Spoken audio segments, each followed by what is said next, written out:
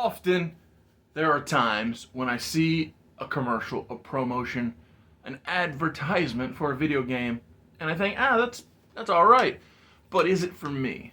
When it came to Mario versus Donkey Kong, it wasn't so much is it for me, but just that I had an exciting amount of anticipation for playing Mario versus Donkey Kong. So after that open rolls, after the ad read, I will talk about it. Is Mario versus Donkey Kong a play or a don't play from Mr. Super Oz?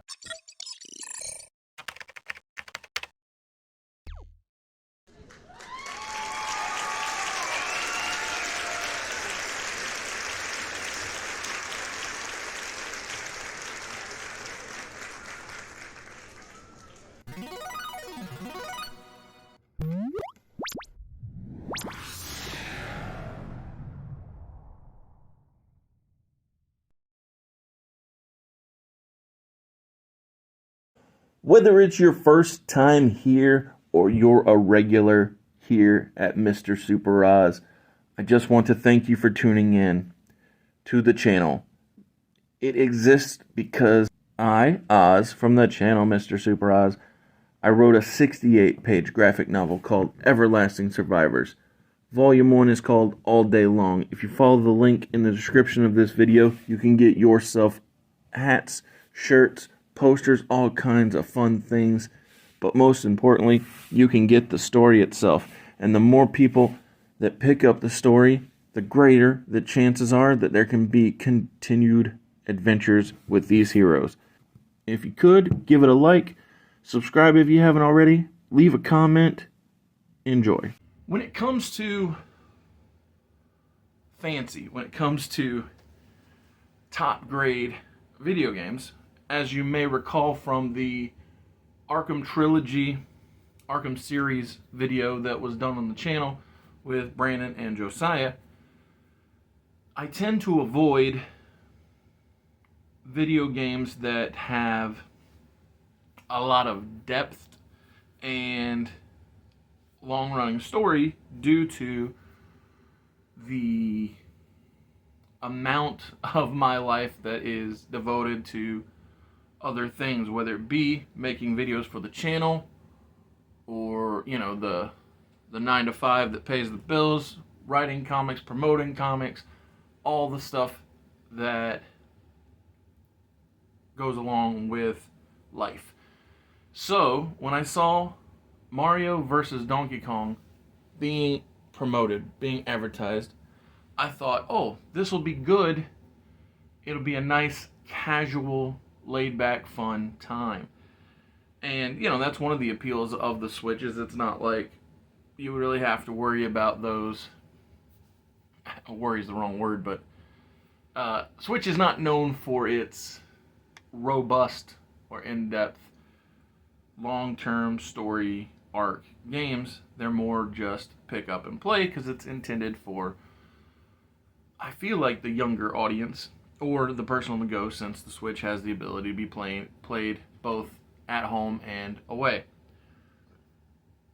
But the funny thing is, even though the game, I feel like, is intended for what do you want to call it? Casual play, that's probably the best way to put it, I still struggled to make the time to get good at it. So I got pretty far. I think I'm at or near the finish line of the game, but the problem always is that there's so much time between play. And so with that, it takes a while for me to get back in the groove, and once I get back in the groove, then it's like, oh man, ring ring, something's going on.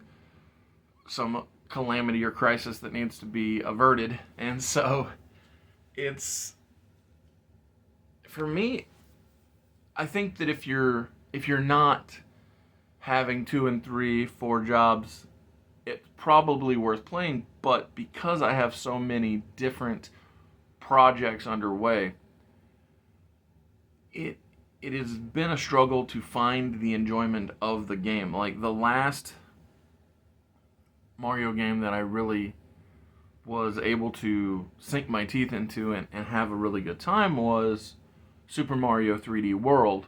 Because when Odyssey came, was it Odyssey?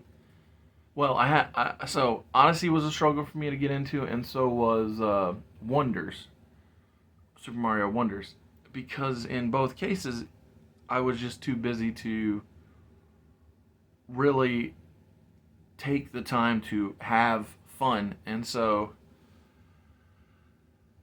while I personally have struggled with Mario versus Donkey Kong, I do believe that if you have like a weekend, preferably a long weekend, like a holiday weekend, just time to devote to going in and knocking it out and having a good time, I think that Mario vs. Donkey Kong is worth the play. But if you're like me and you've got too many projects, you might want to put it off until you get some free time.